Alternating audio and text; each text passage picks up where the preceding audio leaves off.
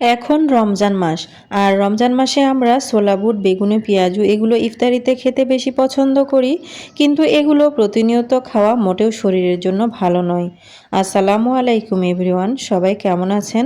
আশা করছি সবাই অনেক অনেক বেশি ভালো আছেন।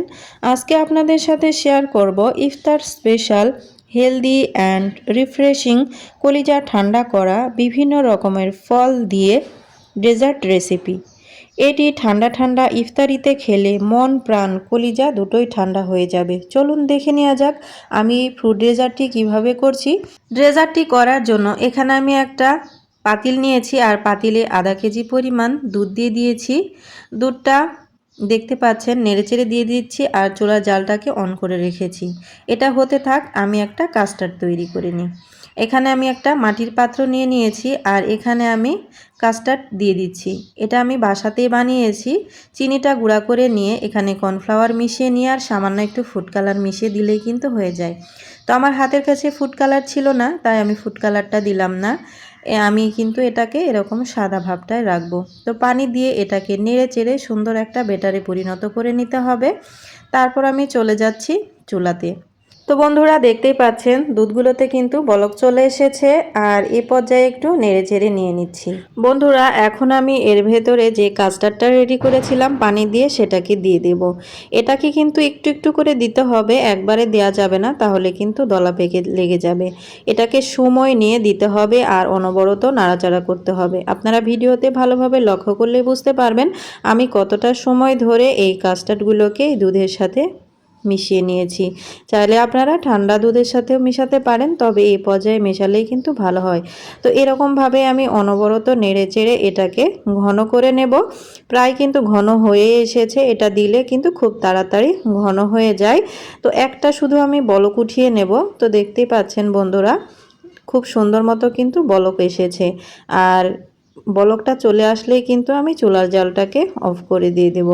বন্ধুরা আমি চুলার জালটাকে অফ করে দিয়েছি। এবার এটাকে নেড়েচেড়ে ঠান্ডা করে নিতে হবে। চুলা থেকে নামিয়ে স্বাভাবিকভাবে রেখে দিবেন না, এটাকে কিন্তু অনেকক্ষণ নাড়াচাড়া করতে হবে, তা না হলে ডলা পেকে লেগে যাবে। অপরদিকে আমি ডেজার্টটা বানানোর জন্য যেসব ফল নিয়েছি, এখানে আমি 1 কাপ পরিমাণ চিড়া নিয়েছি। এটা বাজার থেকে নিয়ে আসা চিড়া নিয়েছি। এখানে ড্রাই ফ্রুটস কিশমিশ নিয়েছি, আমি এখানে খেজুর নিয়েছি, কলা নিয়েছি, আপেল আর নিয়েছি আনার। আপনাদের বাসাতে যে কয়টা ফল থাকবে সেটাতেই বানিয়ে নিতে পারেন, চাইলে শুধু কলা এবং খেজুর দিয়েও বানিয়ে নিতে পারেন। তো একটা বলে আমি চিড়াগুলোকে ঢেলে নিলাম। তারপর এই যে এখানে আমি 2 কাপ পরিমাণ পানি দিয়ে দিচ্ছি। এটাকে খুব ভালো মতো হাত দিয়ে নেড়ে ঝেড়ে ধুয়ে নিতে হবে। চিড়াতে কিন্তু অনেক সময় অনেক ময়লা থাকে, সেক্ষেত্রে পানি বদলিয়ে বদলিয়ে 2-3 বার আপনারা ধুয়ে পরিষ্কার করে নেবেন। আর আমি একটা স্ট্রেনারে উঠিয়ে নিয়েছি। চিড়াতে যে পানিগুলো লাগবে সেটা যেন ঝরে পড়ে যায়, এজন্য এরকম একটা স্ট্রেনারে উঠিয়ে নেবেন। তো এটাকে আমি সাইডে রেখে দিয়ে কলাটাকে ছিলিয়ে নিয়েছিলাম। এবার আমি কলাটাকে আমার পছন্দ মতো কেটে কুটে নেব। মানে সবগুলো ফলই কিন্তু আমি আমার পছন্দ মতো কেটে নেব। প্রথমে আমি কলাটাকে এই যে গোল গোল স্লাইস করে কেটে নিয়ে নিচ্ছি, আর এরকমভাবে গোল গোল করে কাটলে কিন্তু দেখতে সুন্দর লাগে। আমি কয়েকটা গোল রাখবো, আর তারপর আমি এই কলাটাকে 2-3টা ফালি করে নেব। ছোট ছোট টুকরা হলেই কিন্তু বেশি ভালো লাগবে।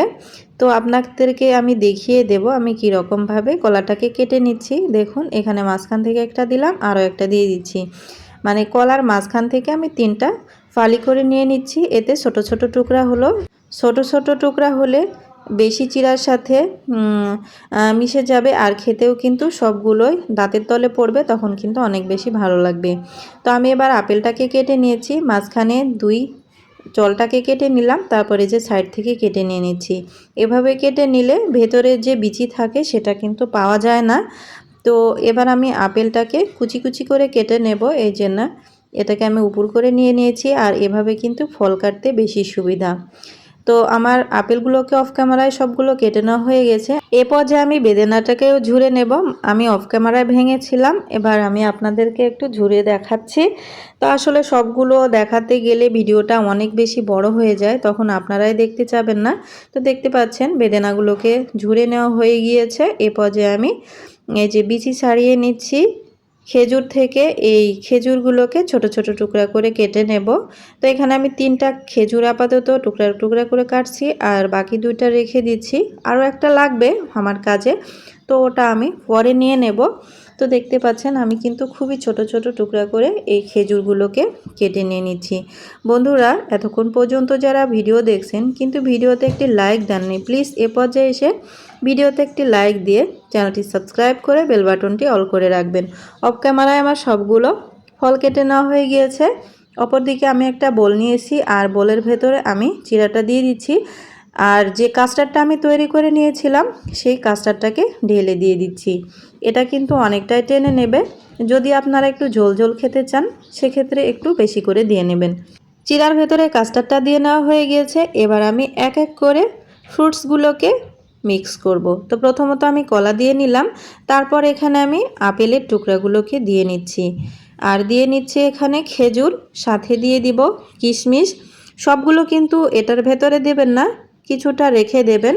পরিবেশনের সময় উপরে একটু করে ছিটিয়ে দিলে কিন্তু অনেক বেশি ভালো লাগবে। তারপরে এখানে আমি বেদেনার কোয়াগুলোকে দিয়ে নিলাম।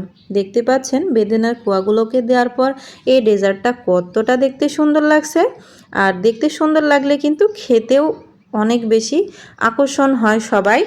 তো সবগুলো ফ্রুটস দিয়ে নেওয়ার পর এ পর্যায়ে আমি একটু নেড়ে চেড়ে নিয়ে নিচ্ছি। এখন কতটা ইয়াম্মি লাগছে।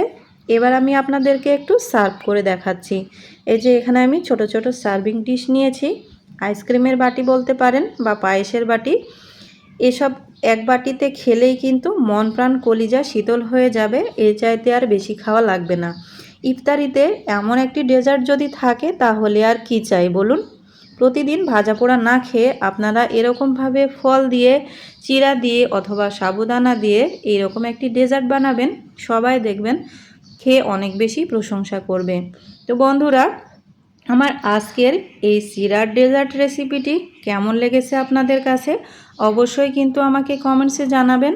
যদি আপনাদের ভালো লাগে তবেই কিন্তু আমার ভিডিও বানানোর সার্থকতা। আমি সব সময় চেষ্টা করি ঘরোয়া উপকরণ দিয়ে, সামান্য উপকরণ দিয়ে আপনাদের সামনে সব কিছু প্রেজেন্ট করতে। আমার ভিডিওটি কেমন লেগে আপনাদের কাছে অবশ্যই কিন্তু আমাকে কমেন্টসে জানাবেন। যদি খুব বেশি ভালো লাগে ফ্রেন্ড সার্কেলদের সাথে ভিডিওটি শেয়ার করে দেবেন। আজকের মতো এখানে বিদায় নেব। দেখা হবে অন্য কোনো রেসিপি নিয়ে। সে পর্যন্ত ভালো থাকবেন, সুস্থ থাকবেন। আল্লাহ হাফেজ।